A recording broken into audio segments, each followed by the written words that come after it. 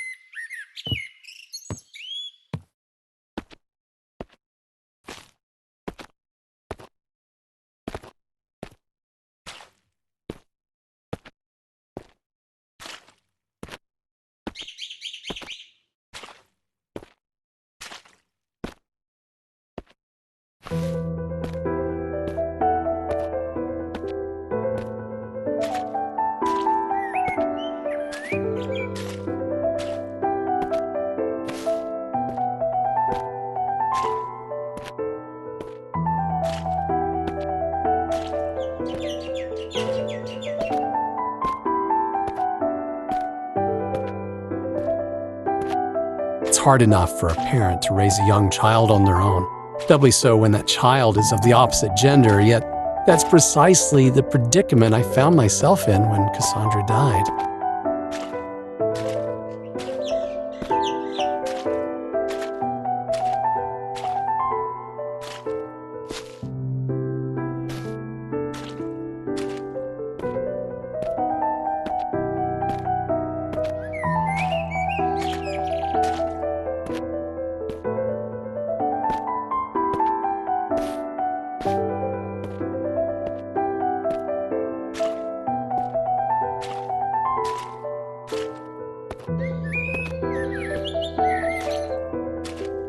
By all means, both sets of grandparents did their best to help out, but my pride dictated that I could only ask so much of them.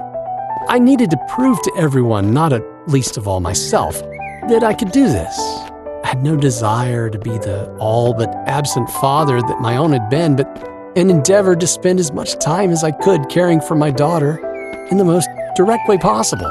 I won't deny that the odd drink came in handy during this early period, but it was yet to become a problem.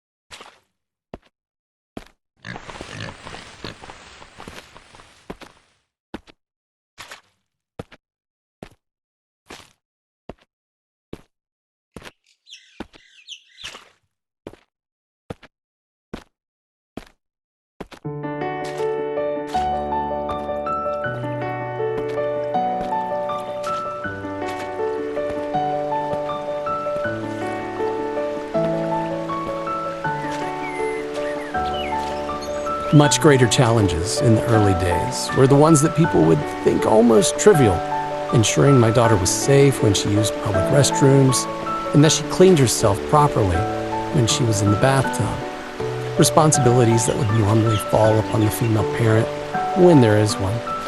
Emily was still very young at the time, of course, but old enough to feel awkward that her father was checking in on her during her more private moments. There's no denying that the presence of a woman would have alleviated much of the burden cast suddenly upon both of our lives.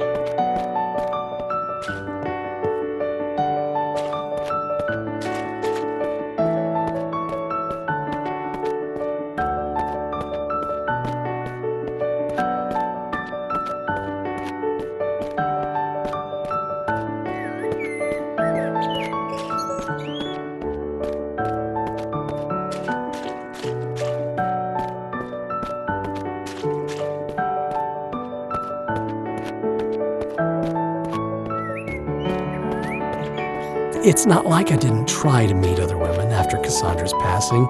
I even went on the odd date, but, well, between my teaching job and my responsibilities as a single parent, it was hard to not only find the time, but to find someone to babysit for the evening without calling upon the goodwill of the grandparents yet again.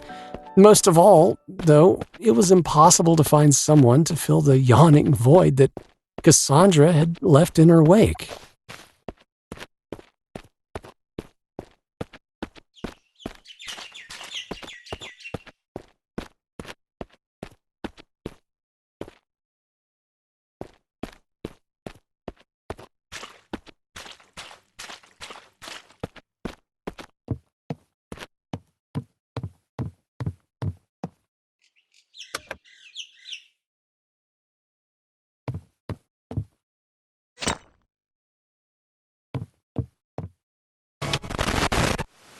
I never asked you to be alone, my sweet. You'd have had my blessing if you had found someone else. All I would have asked was that she be a good mother to Emily.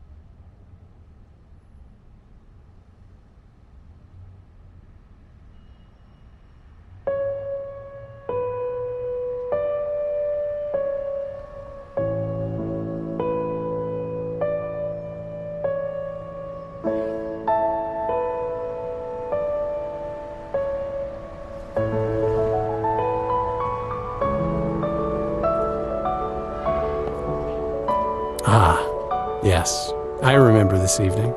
My wife left a note for me with a friend of ours who worked at a place called Danny's Cafe.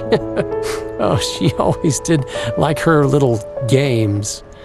We had a lot of good times in this district, made a lot of good friends, enjoyed a lot of good meals, but there are, unfortunately, other memories which I associate with this place.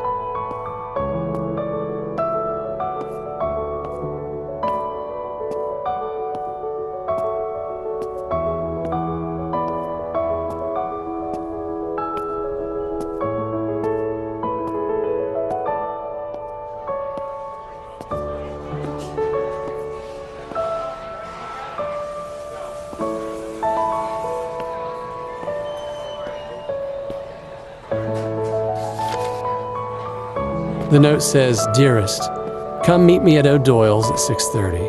Oh, but one small favor along the way. Emily says she left Axel in the playground. You know how upset she gets without her bunny rabbit. Oh dear. Still, I guess I'm not one to judge. I've been known to get a bit negligent from time to time myself."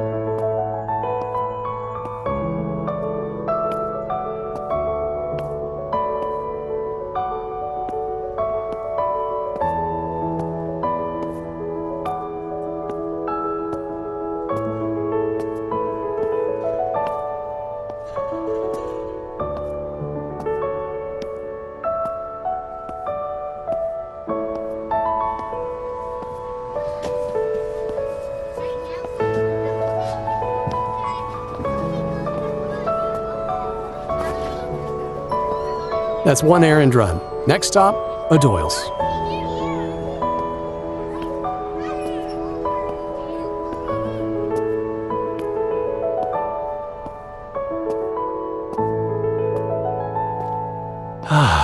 The aromas of this district, the delectable scent of recently roasted coffee beans, freshly cut cake, and all manner of chocolatey delights. Truly a gastronome's paradise.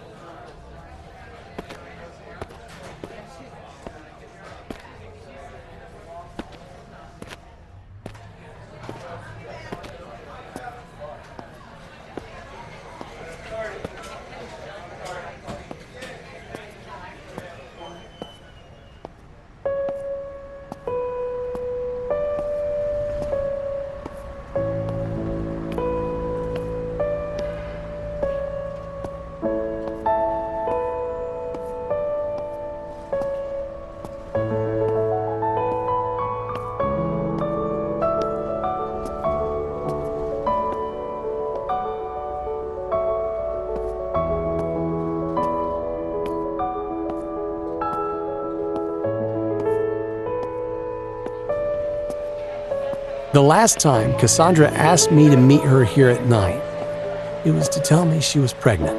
I wonder what the big news will be this time.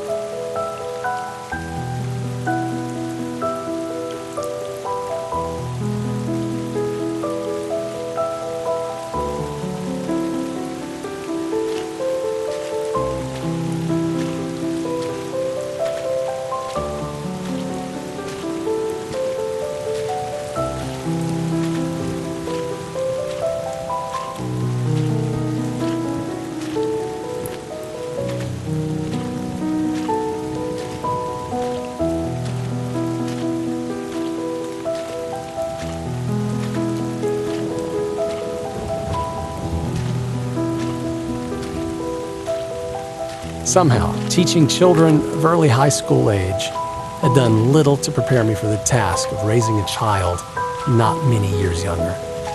She still had an innocence at her age, while the scamps that I taught, I'm being a bit harsh of course, but well, the students that I taught were in the process of growing up very quickly, a little too quickly, some of them. I sincerely hoped that my Emily wouldn't be quite so precocious by the time she was that age.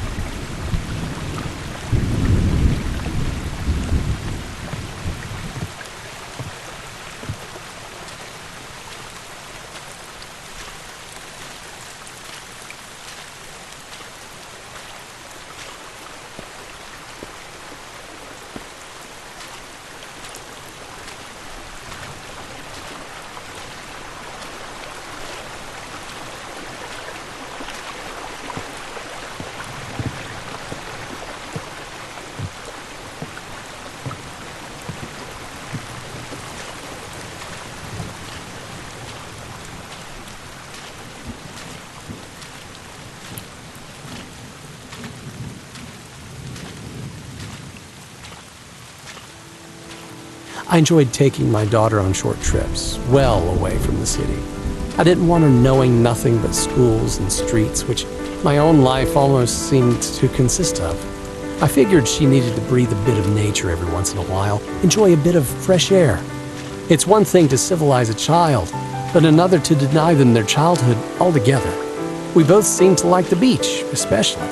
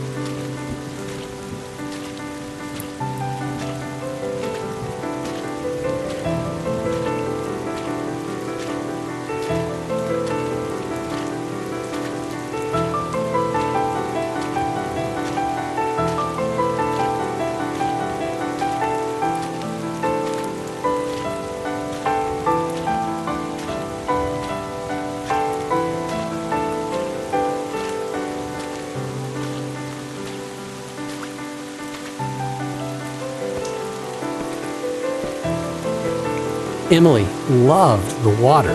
In another life, I believe she could have easily been a fish. Sometimes I even called her my little mermaid.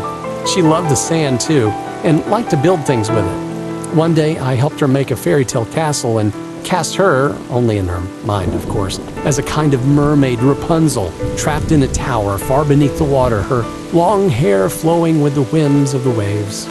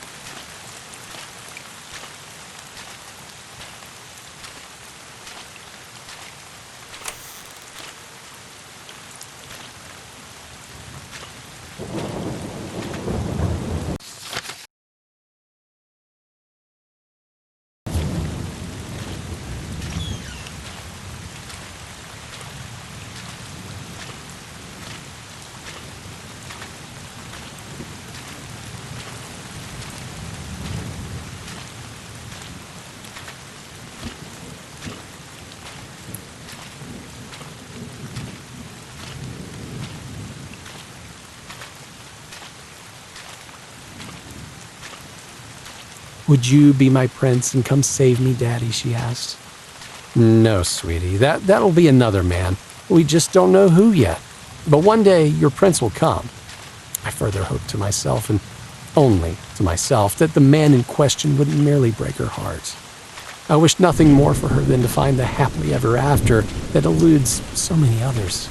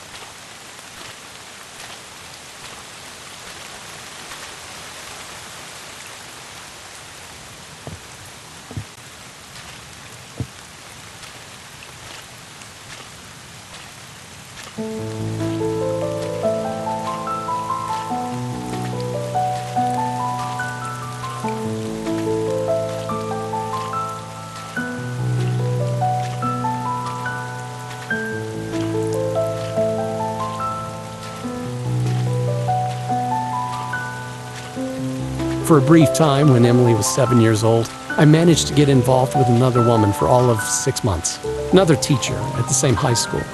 When that ended, we did our best to go back to just being friends and colleagues, but it wasn't long before the woman in question happened to find herself a job at another school. I never knew whether I was the primary cause for her leaving, but knew that it was probably for the best. She only met Emily once. I don't think Emily liked her very much. Yeah, it was probably for the best.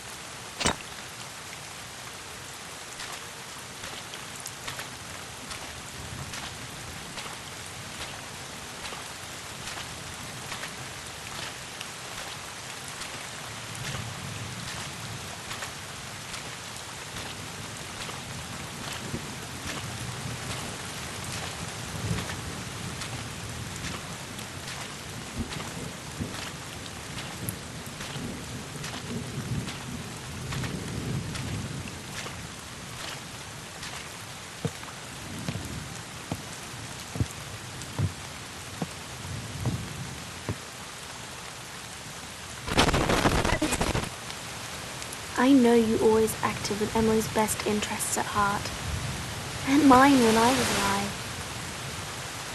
You were a good husband, and a good father. Nobody's perfect.